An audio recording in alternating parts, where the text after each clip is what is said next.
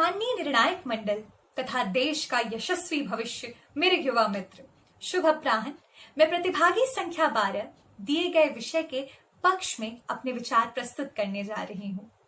उल्लेखनीय है कि वर्ष 1996 में learning the treasures with in नामक रिपोर्ट प्रस्तुत करते हुए यूनेस्को अध्यक्ष ने कहा था कि एक आदर्श शिक्षा व्यवस्था वह है जिसमें स्थानीयता तथा अंतरराष्ट्रीयता के मध्य संतुलित समन्वय देखने को मिलता है।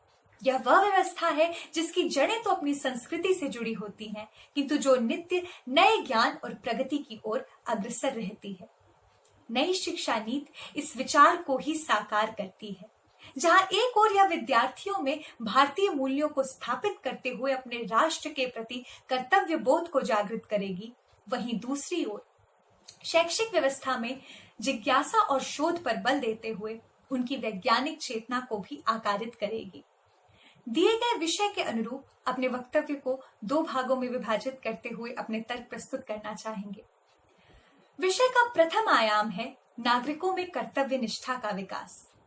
एक कर्तव्यनिष्ठ नागरिक वह है जो अपना संपूर्ण जीवन जीते हुए कभी भी अपने राष्ट्र द्वारा प्रदत्त पहचान को विस्मृत ना करे और इसके परिणाम स्वरूप उसी आचरण का अनुकरण करे जो उसकी इस राष्ट्रीय पहचान से अपेक्षित है। नई शिक्षा नीति अपनी समग्रता में ऐसे कर्तव्यनिष्ठ नागरिकों का निर्माण करने के लिए संकल्पबद्ध है। इस नीति का उद्देश्य ही है भारतीय मूल्यों से विकसित ऐसी शैक्षिक व्यवस्था स्थापित करना जिसके अंतर्गत विद्यार्थी अपने मौलिक उत्तरदायित्वों को समझें, नैतिक, मानवीय और संवैधानिक मूल्यों का सम्मान करें तथा अपने देश के विविधतापूर्ण भूगोल, इतिहास, भाषा, कला और संस्कृति से न केवल सूचनात्मक बल्कि संवेदनात्मक जुड़ाव का अनुभव कर सकें। इसलिए यह नीति प्रारंभिक बाल्यावस्था से लेकर उच्चतर शिक्षा तक पाठ्यक्रम और शिक्षा विधि में यथासंभव भारतीय तथा स्थानीय संदर्भ प्रदान करती है। यह विद्यार्थियों में अपनी सकारात्मक पहचान विकसित करेगा, उन्हें देश की उस गौरवशाली परंपरा से परिचित कराएगा जिसके आदि प्रणेता ही शंकर, रामानुज, गौतम, जैमिनी, पाणिनि, भर्तृहरि, भरत मुनि, चरक, सुश्रुत, गार्गी, मैत्रेयी और चाणक्य जैसे महात्मन रहे हैं। अपने पूर्वजों का यशोबल तथा संस्कृति का महत्व बोध इन विद्यार्थियों में, जो कि भावी नागरिक होंगे, अपने कर्तव्यों और दायित्वों के प्रति सजगता बढ़ाएगा, उनके भीतर उस भारत भाव को प्रबल कर देगा कि फिर वे विश्व के किसी भी भूखंड में रहें, अपनी शिक्षा का प्रथम अध्याय राष्ट्र धर्म कभी विस्मृत नहीं करेंगे। विषय का दूसरा आयाम है नागरिकों में वैज्ञानिक सोच का विकास। चौथी औद्योगिक क्रांति के युग में नई शिक्षा नीति वैज्ञानिक सोच को नागरिकों की मौलिक आवश्यकता के रूप में देखती है।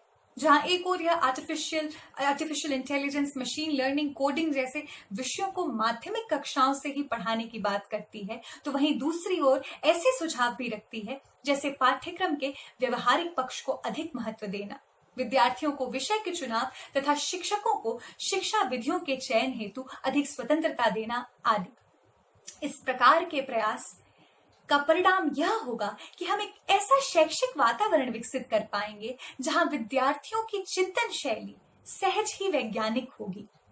ज्ञानार्जन हेतु अनुभव, शोध कार्य, विचार विमर्श और विश्लेषण पर बल देते हुए, इनका प्रयोग करते हुए हम विद्यार्थियों को आरंभिक वर्षों से ही प्रेरित कर पाएंगे कि वे प्रयोगात्मक और रचनात्मक बने।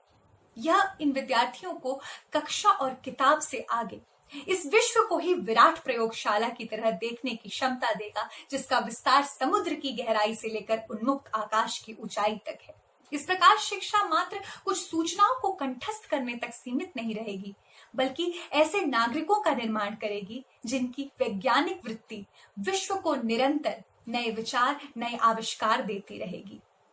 इस नीति की आलोचना करते हुए इसकी व्यवहारिक कठिनाइयों को रेखांकित किया जाता है, किंतु मेरे अनुसार यह इसके क्रियान्वयन में कोई बहुत बड़ी बाधा नहीं है, क्योंकि सर्वविदित है जब भी कोई राष्ट्र दृढ़ इच्छा शक्ति के साथ अपने उत्थान के लिए कार्यरत हुआ है, इस प्रकार की सभी कठिनाइयां परास्त हो गई हैं। अंततः हम इस निष्कर्ष पर पहुंचते हैं कि नई शिक्षा नीति विश्व गुरु के गुरुकुल की नींव रखेगी, जिसकी संरचना तो विश्वोन्मुखी होगी किंतु आत्मा भारतीय होगी।